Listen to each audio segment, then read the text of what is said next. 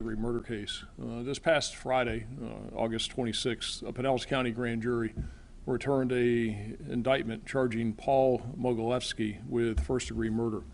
Mogilevsky is currently being held in the Pinellas County Jail with no bond. This charge stems from the April 27th, 2022 murder of Dominic Pasternoster, and that murder occurred at his residence of 104 Dunbridge Drive in Palm Harbor. Pasternoster's date of birth is 12/11/75. Pasternoster was not just killed, he was executed. He was shot several times, including a gunshot to the head. More than one gun was used to kill Pasternoster. I'm going to explain what happened and provide a little bit more information than probably what we ordinarily do, because this is really organized crime that's operating here in Pinellas County and in the Tampa Bay area that involves a national motorcycle gang. Nonetheless, it is still an active and ongoing investigation, so there is some information that can't be released. We know more than one person shot and killed Dominic Pasternoster, and while Mogilevsky is the only one that's in custody at this time, he won't be the last person arrested in this case. More arrests will be made. Mogilevsky and Pasternoster were both members of motorcycle gangs, or as they like to call themselves, motorcycle clubs. But that's nonsense, because they are not clubs, they're thugs. Thugs who commit crimes and kill people who they think cross them. Members of these motorcycle gangs are not kids, as you can see from the photographs here. Both Pasternoster and Mogilevsky are in their mid-40s, as are many of their criminal associates that are involved in this gang activity. Mogilevsky belongs to the Mongols, and Pasternoster belonged to the Raiders. The Raiders are a lower-level gang or motorcycle club that's a feeder membership group into the Mongols. Both gangs share a clubhouse in Tampa. The Mongols are a national group. They were founded, and they are currently based in California. They're a criminal racketeering organization, and they are organized crime, really, in its truest sense. A symbol of these motorcycle gangs is their notorious motorcycle jacket with what the club calls colors, as they're called. And that's one that's here to my right and to your left. Members have to go through a significant initiation in order to be able to wear these colors. We seized this jacket during the execution of a search warrant. The Mongols have a strong presence here in the Tampa Bay area. They are what are referred to as one-percenters. They, like the Outlaws, Hells Angels, and other organized criminals who ride motorcycles and sell drugs, they traffic in guns and they engage in human trafficking and prostitution. So these are, again, in the truest sense, criminal organizations, true organized crime that exist to do bad things to others. They're very, very different from everyday people who simply enjoy riding motorcycles on weekends and belong to true social motorcycle clubs. They aren't the people, these people are not the people that you see out on a Sunday afternoon motorcycle ride. These criminal biker organizations are called one-percenters because they are 1% of the people who ride motorcycles and self-identify as a motorcycle club when they are really this gang of thugs who terrorize and commit crime. There are several of these 1% motorcycle gangs that operate in the Tampa Bay area, including, as I've mentioned, the Mongols, the Outlaws, Black Pistons, Infidels, Originals, Cobras, and Raiders. Now, they generally commit their crime to further and to maintain their organizations and doing things like I just mentioned about selling drugs, forcing women into prostitution. They usually don't target or harm average everyday people. It's usually what happens within these organizations or among the organizations. Most of their violent crime occurs against rival groups or due to internal gang issues. And that's exactly what happened in this case. That's what happened with this murder. Mogilevsky and another person killed Paternoster because they believed Paternoster was cooperating with law enforcement to provide law enforcement with information about this motorcycle gang activity and that he was, quote, a snitch. In fact, they did what organized crime groups do when they kill people who they think are cooperating with the police. They shot Paternoster very dead by shooting him many times including shooting him in the head. Now, you want to talk about cooperation? Mogilevsky admitted to detectives that he was with Paternoster on the night of the murder at the Mongols Clubhouse. Mogilevsky also admitted that he and another person were with Paternoster at Paternoster's residence at the time Paternoster was executed. Mogilevsky admissions are corroborated by video evidence from the area, and we have witnesses who put Mogilevsky and others at the scene of the murder during the time that it occurred. The Sheriff's Office Forensic Sciences Division also collected extensive physical evidence from the scene, and we've served several search warrants to obtain evidence supporting the first-degree murder indictment. We know that after Mogilevsky and the other person shot and killed Paternoster, they disposed of evidence in Tampa Bay, and our dive team was used to find the evidence. These motorcycle gangs have been around for decades, but there must be accountability when they execute each other, and this investigation is far from over. We will be serving additional search warrants, and there will be additional arrests made. So that gives you an overview of what happened. Most people are unaware of the extent to which these motorcycle gangs engage in criminal activity throughout the Bay Area. As I said, most of the time it's against each other or violence within the organizations, and that's what happened here. But they're alive and well, and they are existing throughout the Tampa Bay area, and this is what happens when they engage in that internal violence and somebody is killed. But there has to be justice done, and there has to be accountability, and we're committed to it. And as I said, this is far from over. There will be additional arrests made. There's a lot of evidence and a lot of information is forthcoming. So again, most of the public's probably not aware of this, and I thought it's important that people are aware as to what's going on in the community. So I'm happy to answer any questions that you all have. How tough does it become to police a group like this when, I mean, without getting into how you guys do your job, if this is how they treated someone who they believed was an informant, how tough does it make it for you to actually send informants in or do what you want to do and find out what they're doing without putting people at risk? It is hard, and extremely difficult because of what they do, and they retaliate. And you can see here is that this is a classic example, again, of true organized crime and retaliation by organized crime because they executed him. And they shot him a whole bunch of times, about as dead as you can get, and shot him in the head. And they're sending a message when they do that. So, but they don't have a license. They can't just go out and do this, and we will hold them accountable. And their actions, in this case and others, where they're trying to scare people and they're trying to send that message, is that we're not going to let that happen. How do you protect the other people who are working with you now?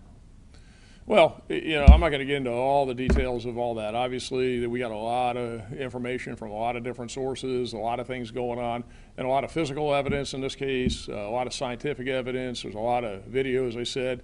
But we've got our ways. And most of the time, again, they keep this stuff internal, and they're really not going after the general public with it. But it's still a very serious crime. You say this gang is based out of California. How large is it here in the Tampa Bay area? So they have a clubhouse over in Tampa. It's certainly in the double digits. It's not hundreds. They have probably, in the big scheme of things, as the chapters, as they call them, that operate throughout the country. It's probably one of the smaller chapters, but it still has a pretty good footprint here in the Tampa Bay area, and they have a presence. They are around, and they are engaging in criminal activity. So a lot of it is drug dealing that facilitates the criminal enterprise, human trafficking with prostitution, gun trafficking, and a lot of assaults toward each other primarily. So they're around. Sheriff, do you believe that the smaller group that he was part of, do you anticipate any kind of revenge?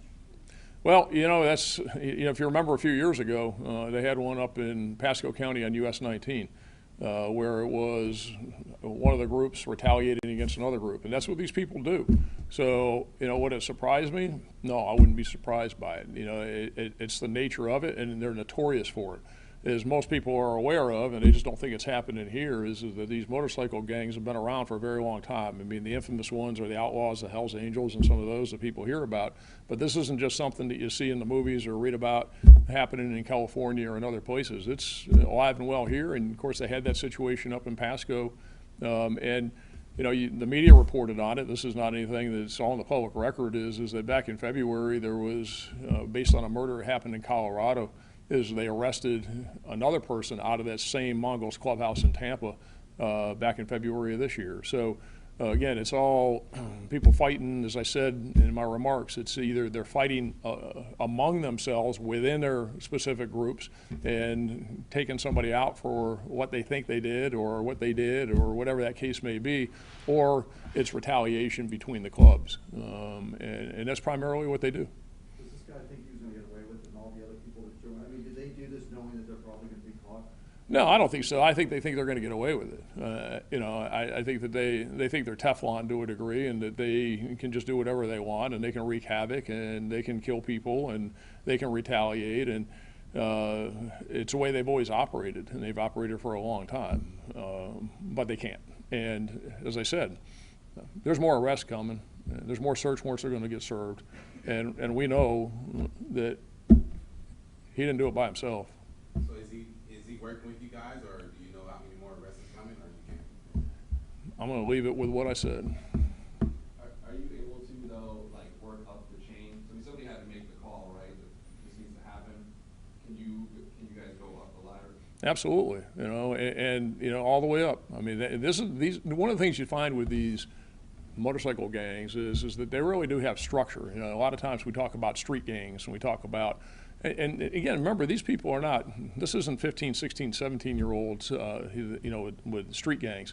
These are people in their 40s and 50s and et cetera, and they have structure and they have organization and they report to others. That's how these things work. So to the extent that we can, you know, and again, got to be careful not getting into too much, but you know, if somebody directed this, if somebody ordered this, then there will be accountability for it. And you know, one of the things I guess we all learn as we go through life is that what goes around comes around, and it all comes out at the end. And these people think they can just run around in their own little tight circle and doing what they do, including kill people, and that they're going to do it with impunity. Yeah, wrong answer. It ain't going to happen here. Sheriff, you say this gang is meeting at that location in Tampa. They have these vests. Are they in hiding, or it seems like they're pretty, public? They're pretty public about it. They're pretty brazen about it. You know, and that is a problem too, as they engage in their activity. Is that you know I'm not going to identify it, but you all can find it.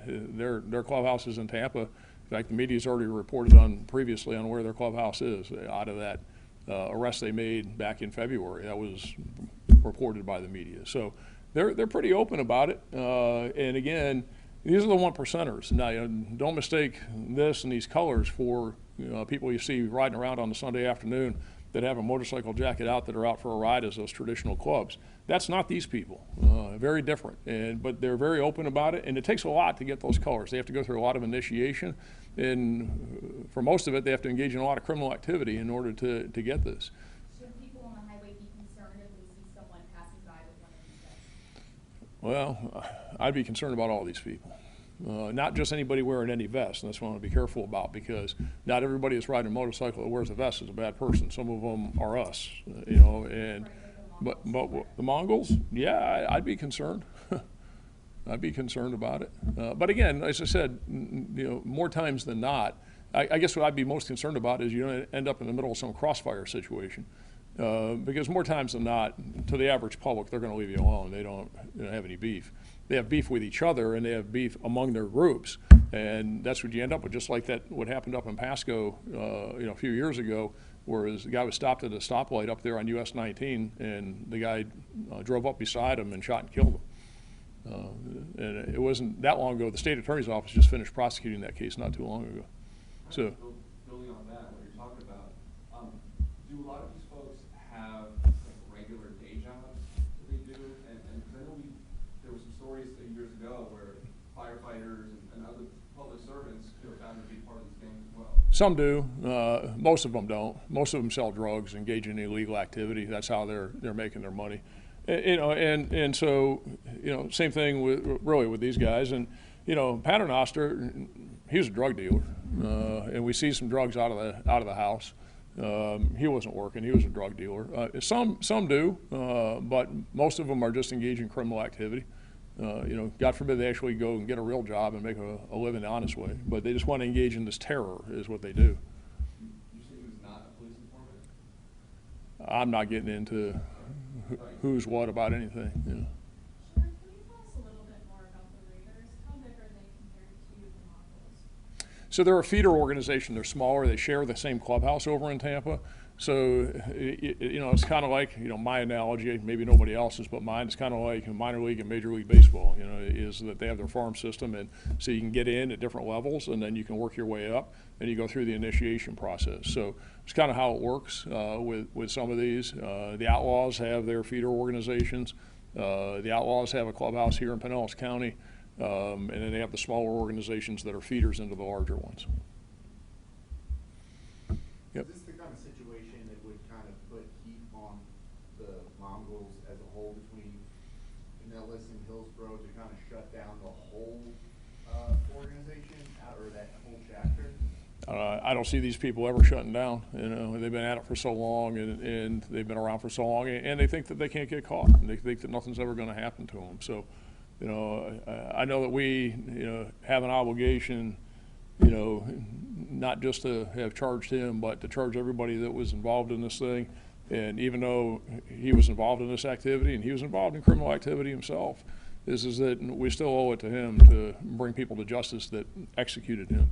And as I said, there's more people out there, and their day's coming.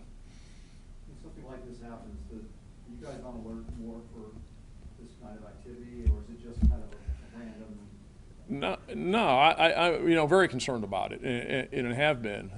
And now that we made an arrest and the indictment was returned on Friday and the investigation's ongoing, I am concerned that we'll see some additional violence because of it. I can't control it, but I am concerned about it because that's how they operate, that's how they act, and you know, they do retaliate, and they're trying to shut things down and shut people down and take things into their own hands. So, no, that's a valid concern. Nothing I can control, but it is a concern. All right, thanks, everybody. Appreciate it.